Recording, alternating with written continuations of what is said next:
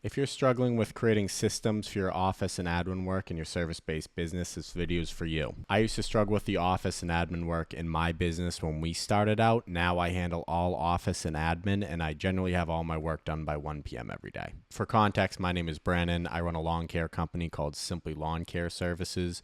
We started in 2020, and over the last 4 years, we've grown the company to over $800,000 in yearly revenue. Now, last year, about 70 to 80% of our estimates were done in person, meaning an estimator actually met with a customer in person to do the estimate. This year, about 70 to 80% of our estimates were done either virtually or property walk alone, which means the estimator never actually met with the customer. They just went out to the property and looked at it on their own time without talking to the customer. So we actually flipped our percentages from this year to last year. Close rate is exactly the same that it was last year to this year. We saw zero change. We even raised prices this year, and we're more profitable than we ever were in the past couple of years. That means people are giving their credit card info and 50% deposits for jobs as large as $8,000 to a company where the only person they ever spoke to was some guy on the phone. That guy was me, and the three most important rules I learned was 1, you need to be professional.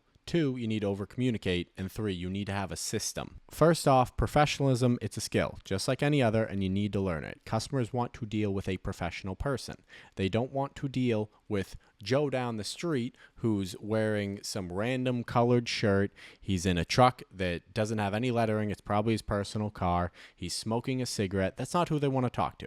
They want to talk to the company that has uniformed team members. They speak politely. Yes, sir. No, sir. It's a non-smoking workplace. They have an office team that's polite and answers the phone. That's what a customer wants from a company they are hiring to show up to their property.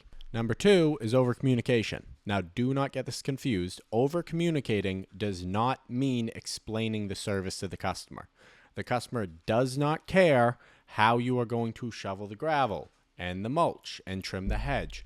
They don't want to know how you're going to do the service. They want to know how they are going to experience the service. That means you want to explain how they are going to go from point A, which is calling up your company, to point Z, paying the invoice after the work is all done. So for example, at our company, if a customer accepted a one-time job of trimming a hedge, this is how the process would work. So right when they accept the estimate, we would tell them over the phone, okay, Mr. and Mrs. Jones, within 24 hours, you're going to receive an email letting you know your exact service week that we have you scheduled for trimming of the hedge.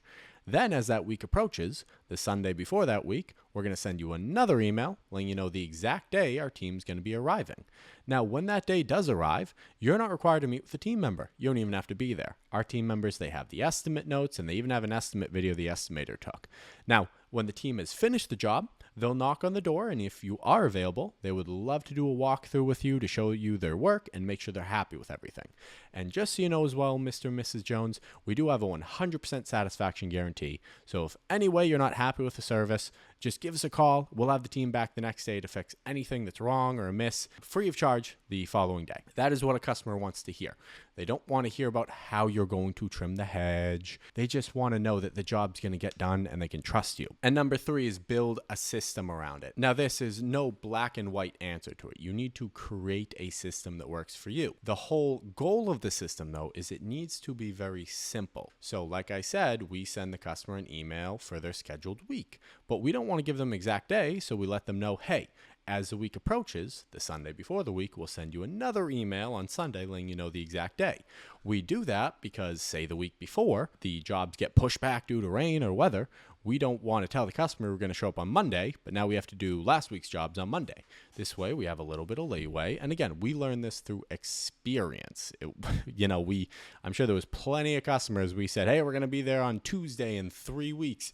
And then we couldn't show up on Tuesday in 3 weeks, and the customer got mad. So it's just by experience. You need to figure out what works for you for a system. But really, the whole point of a system is to make your life easier and also to have more confidence with the customer over the phone.